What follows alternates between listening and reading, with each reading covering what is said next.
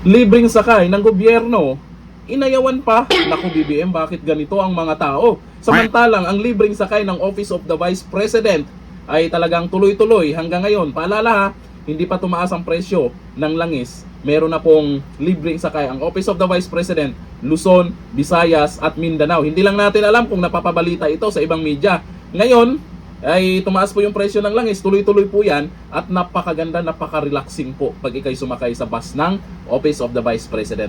Pero dito tayo sa Inayawan, nakikita po natin sa video, Inayawan, yung libreng sakay. Junior, ito ang video. Ayan. Nakapila yung mga tao, hindi dyan sa libreng sakay, kung hindi sa pag-aabang ng jeep. Ilan lang yung nagbibiyahe na jeep eh. Dito kami sa Maynilitex, Commonwealth. Ayan, sa Commonwealth. Ayun, sa jeep sumakay. Pero walang laman yung libreng sakay. May mga tao sa unahan, ayaw sumakay, nagabang ng jeep. Libreng sakay yan.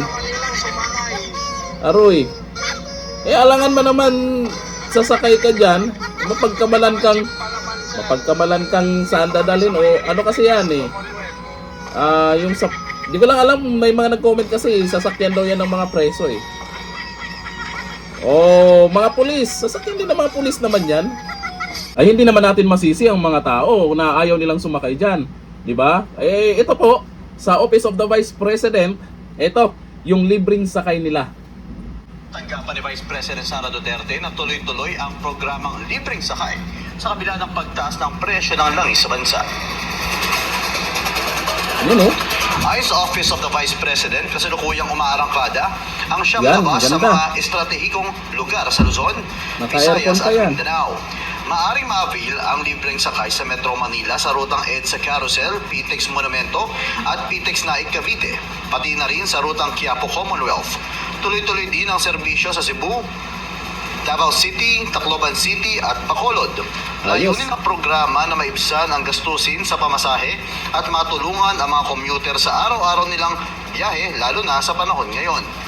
Tiniyak ng tanggapan ni Vice President Sara Duterte na tuloy-tuloy. Ayos, maganda ang ginawang serbisyo po ng Office of the Vice President. Sulit. Yun nga lang, doon sa isang video na ating napanood, ay ayaw sumakay ng mga tao.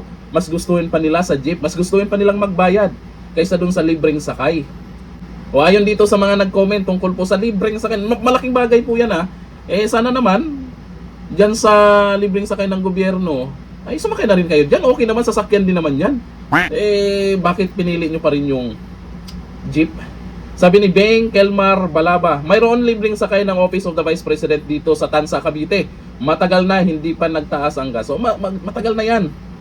Sabi ni Alfonso Solon, may libreng sakay naman si BBM, kaso lang truck ng pulis kung saan isinakay ang mga preso. Ayon yan kay Alfonso Solon ha.